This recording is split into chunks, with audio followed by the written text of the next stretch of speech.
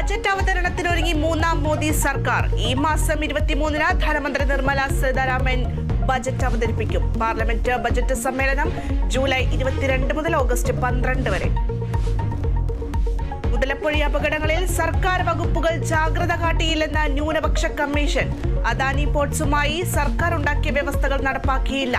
പ്രവർത്തനങ്ങൾ ഏകോപിപ്പിക്കുന്നതിൽ വകുപ്പുകൾ അലംഭാവം കാട്ടിയെന്നും കമ്മീഷൻ. സംസ്ഥാനത്ത് പനി ബാധിതരുടെ എണ്ണം വർദ്ധിക്കുന്നു. ഇന്നലെ മാത്രം പനിക്ക് ചികിത്സ തേടിയത് 11,000-ലധികം രോഗികൾ. രോഗികളുടെ എണ്ണം കൂടുമെന്ന ആരോഗ്യവകുപ്പ്. ഏറ്റവും അധികം രോഗികൾ മലപ്പുറത്ത്. സിനിമാ മേഖലയിലെ പ്രശ്നങ്ങൾ സംബന്ധിച്ച ഹേമ കമ്മിറ്റി റിപ്പോർട്ട് പുറത്തുവിടാൻ നിർദ്ദേശം. സംസ്ഥാന വിവരാവകാശ കമ്മീഷൻ ഉത്തരവിട്ടു. ജൂലൈ 25-നകം അപേക്ഷകർക്ക് റിപ്പോർട്ട് നൽകണം. വിലക്കപ്പെട്ടവ ഒഴികെ മറ്റൊന്നും മറച്ചുവെക്കരുതെന്നും വിവരാവകാശ കമ്മീഷൻ. കൂടോത്ര വിവാദത്തിൽ വിമർശനവുമായി യൂത്ത് കോൺഗ്രസ്. പണിയെടുക്കാതെ കൂടോത്രം ചെയ്താൽ പാർട്ടി ഉണ്ടാകില്ലെന്ന ബിൻ വർക്കി.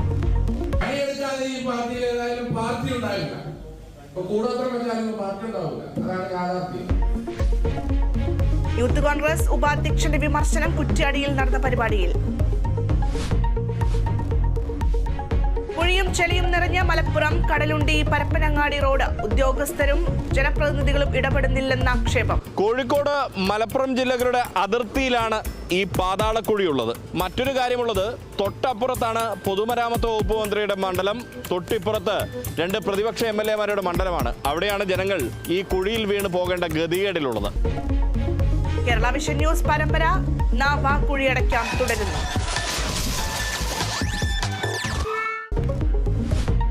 കാസർഗോഡ് അരയംകുളത്തെ പട്ടികവർഗ വിദ്യാർത്ഥികളുടെ പഠന പ്രതിസന്ധിക്ക് പരിഹാരം. സ്കൂളിലെത്താനുള്ള വിദ്യാവാഹിനി പദ്ധതി പുനഃസ്ഥാപിച്ചു.